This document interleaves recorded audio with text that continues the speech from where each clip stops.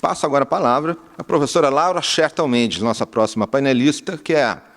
Laura, relatora da Comissão de Juristas do Senado Federal para a Regulamentação da Inteligência Artificial. Ela é professora do Instituto Brasileiro de Ensino, Desenvolvimento e Pesquisa e pesquisadora visitante na Goethe-Universität Frankfurt am Main. Professora Laura, por favor, tens a palavra. Muito obrigada, professor Danilo. Queria, em primeiro lugar, agradecer o convite para poder participar mais uma vez desse belíssimo fórum. Cumprimentar aqui o professor Blanco, parabenizar pela organização, pela coordenação. Queria cumprimentar o nosso moderador, todos os ilustres painelistas, também na pessoa do ministro Ricardo Vilas Boas Cueva, que tem liderado a discussão desse debate da inteligência artificial por meio da presidência dessa comissão de juristas, já muitas vezes comentada aqui. Eu tenho a honra de participar como relatora dessa comissão de juristas e, como o ministro colocou, a tarefa tem sido uma tarefa eu diria, bastante intensa, realizando audiências públicas, um seminário internacional extremamente interessante e rico, e nós teremos ainda o segundo semestre para trabalhar nessa proposta, uma proposta de um substitutivo de um projeto de lei, porque tivemos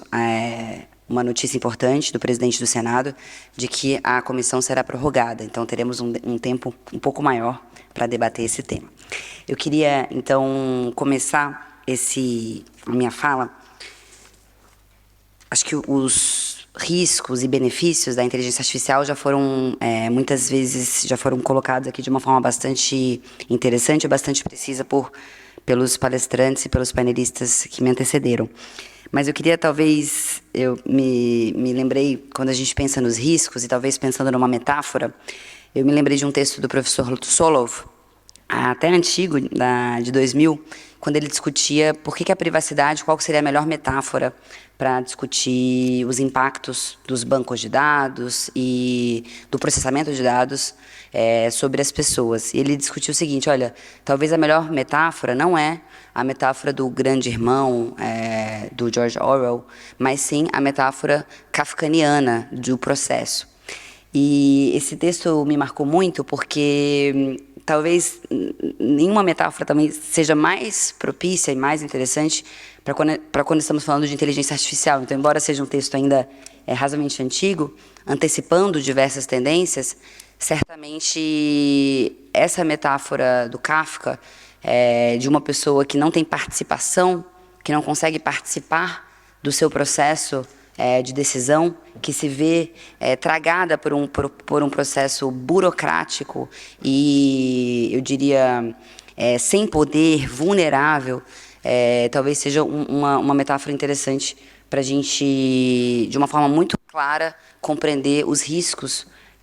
sobre os quais estamos falando quando estamos falando das mais diversas aplicações de inteligência artificial. Então, apenas para a gente começar, talvez, com uma metáfora, uma figura que expressa isso, e ao fim e ao cabo estamos falando de quase uma desumanização. O professor Solov fala isso, mas muitos outros professores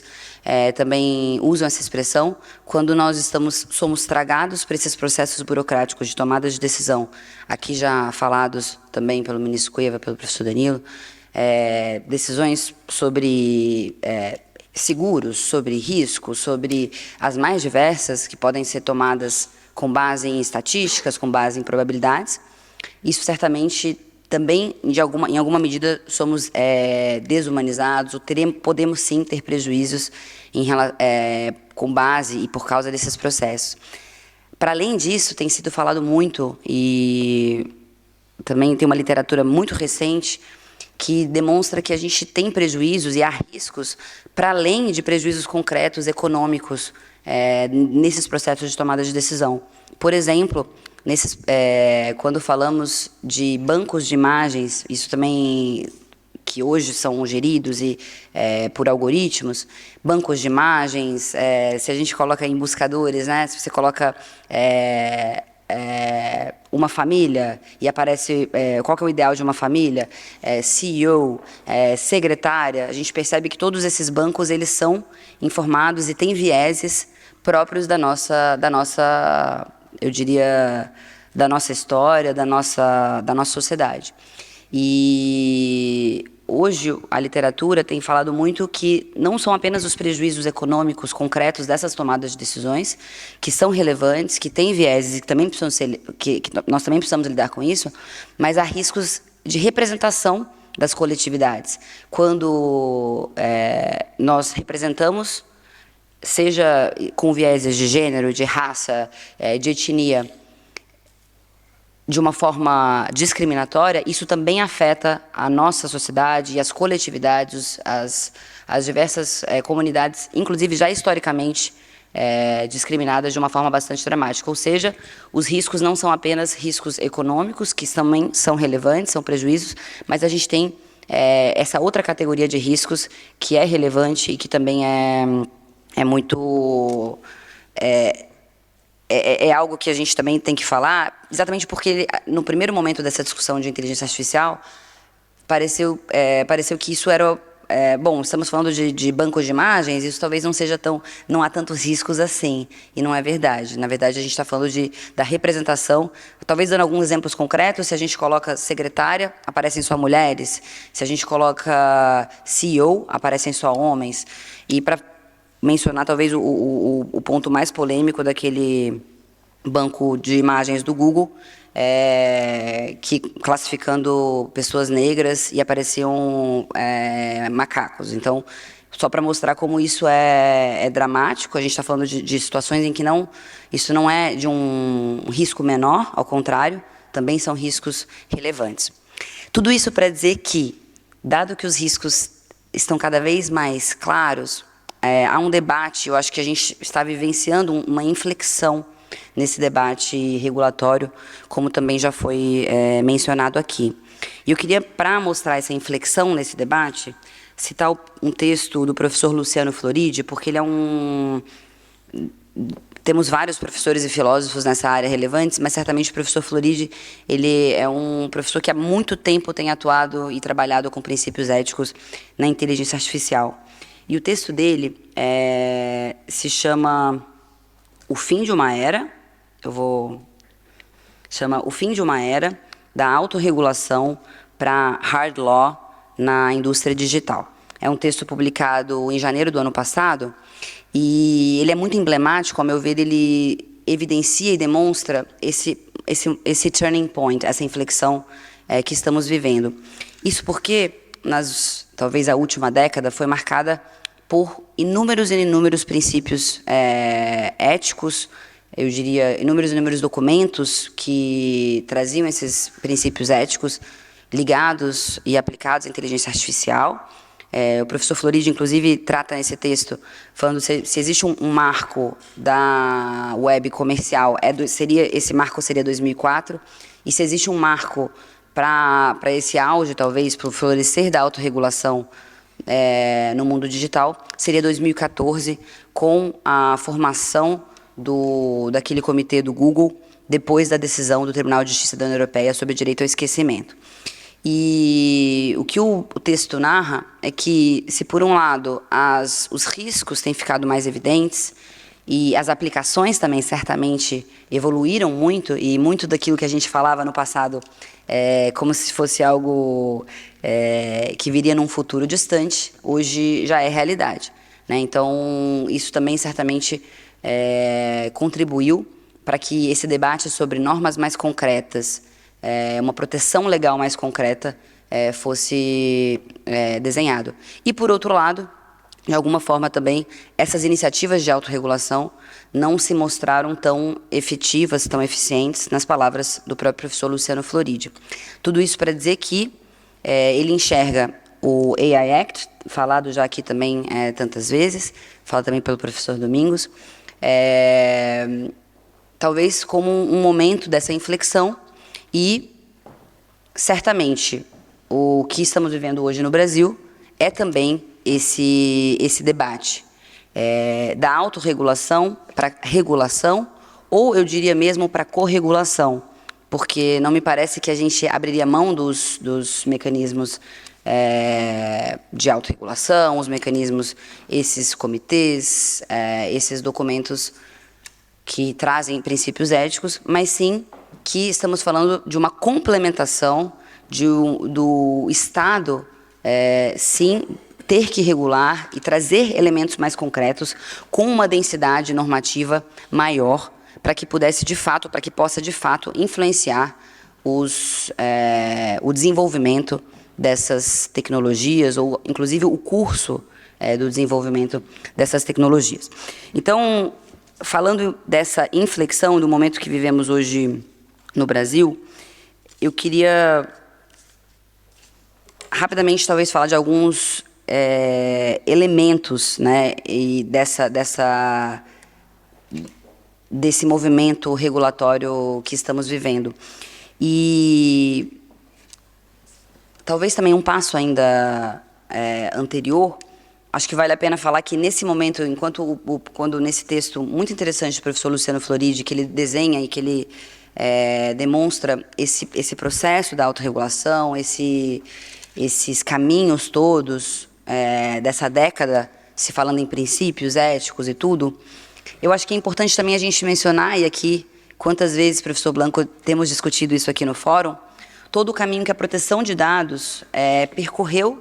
nessa última década, já num caminho muito mais de hard law, num caminho, se formos pensar no GDPR, fortalecendo os mecanismos de enforcement, fortalecendo as multas, fortalecendo as autoridades de proteção de dados.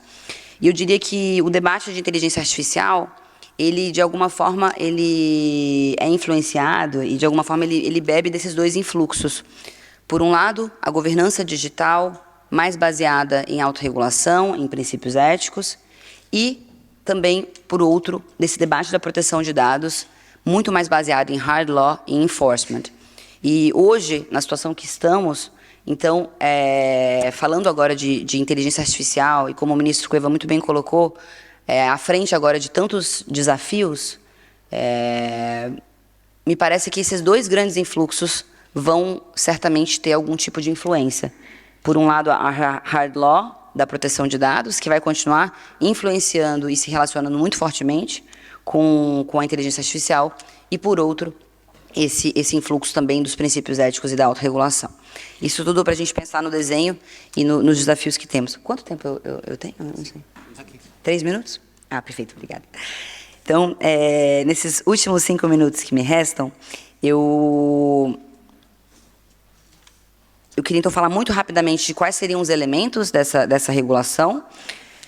Se fala muito, e acho que não poderia ser diferente, pensando na nossa Constituição brasileira, de que essa regulação ela precisa ser uma regulação orientada para direitos fundamentais, e isso significa uma regulação que proteja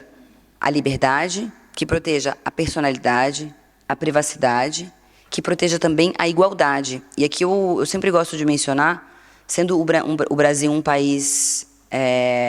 com racismo estrutural, com a discriminação estrutural que nós vivemos, nós temos a obrigação, e aqui pensando nas lições de grandes constitucionalistas, portugueses, alemães, brasileiros, lembrar que os direitos fundamentais eles não têm apenas uma dimensão subjetiva, mas eles também têm uma dimensão objetiva. E dessa dimensão objetiva nós extraímos a obrigação de concretizar, e a obrigação do legislador de concretizar a igualdade,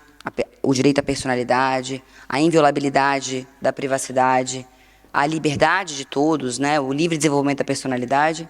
de concretizar nessas mais diversas aplicações. Então,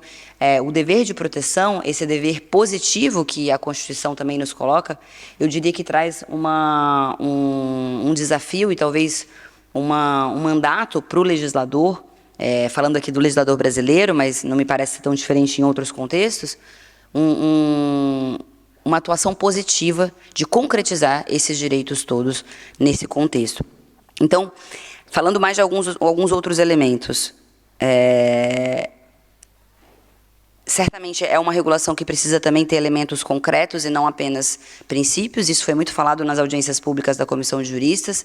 Princípios, nós sabemos, são muitas vezes aplicados e podem ser ponderados pelos juízes nas situações concretas, mas eles não são tão efetivos para orientar desenvolvedores, por exemplo, na redução de vieses. Então, nós precisamos sim, por mais desafiador que seja, porque estamos falando de aplicações de inteligência artificial das mais diversas, mas pensar em orientações concretas, em procedimentos mais concretos, para além desses princípios e talvez em complementação a eles. Então, não é uma questão de abrir mão, mas sim de complementar essa principiologia, essas normas gerais, com regras e procedimentos. E aqui, quando a gente fala de procedimentos, eu queria trazer um conceito da professora Mirelle Hildebrandt, que também falou, que tivemos a honra de tê-la no nosso seminário internacional, e ela falou de um desenho que é importante pensarmos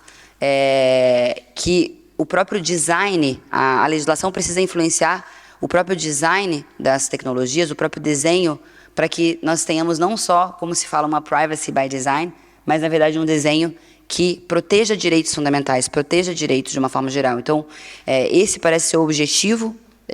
talvez macro, né, da legislação, da regulação,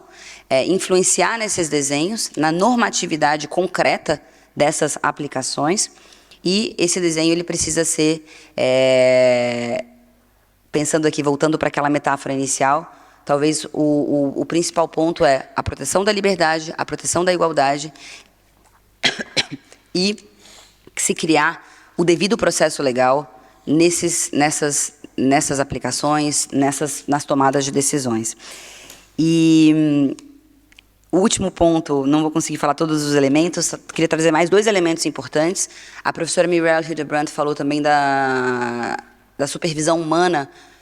Quando a gente pensa em sistemas de alto risco, nós precisamos pensar na supervisão humana para além, né, só do human in the loop, para além da participação qualquer de um ser humano, mas a gente precisa pensar na supervisão humana efetiva. E essa supervisão humana efetiva tem uma série de requisitos, inclusive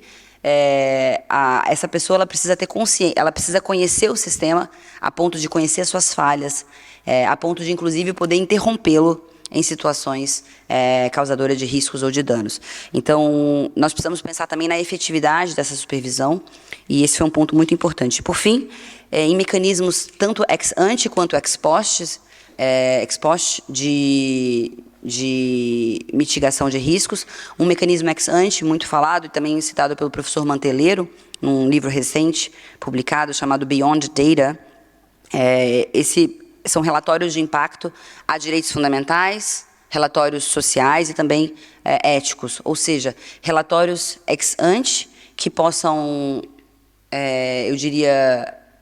avaliar e analisar os riscos, não só sob o ponto de vista individual dos direitos fundamentais, mas também sob o ponto de vista do impacto da sociedade. Então, chegado ao final do meu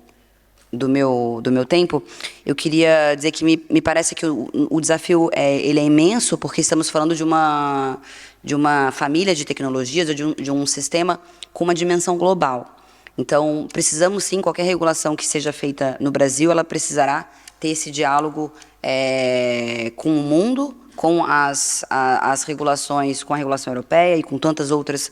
que têm sido debatidas no mundo, mas nós precisamos também, e talvez esse seja o grande desafio, olhar os desafios e os desafios talvez concretos e específicos da sociedade brasileira. Mas certamente o grande objetivo de todas as legislações e de um Estado democrático de direito como o nosso é sempre pensar nessa regulação centrada no humano e centrada também, eu diria, nisso que eu comecei a falar, de estabelecer uma sistemática de devido processo legal, de proteção a direitos fundamentais, como a igualdade e a liberdade, mas que possa influenciar o próprio desenho dessas tecnologias, sem essa influência, ou sem essa interferência, certamente os direitos fundamentais, a gente não teria uma eficácia dessa proteção legal, ou seja, nós precisamos transformar essa proteção legal em uma proteção de design. Então, com isso, eu queria agradecer mais uma vez o espaço e dizer que é uma honra e um prazer participar desse painel com especialistas e com colegas e amigos da nossa comissão. Muito obrigada.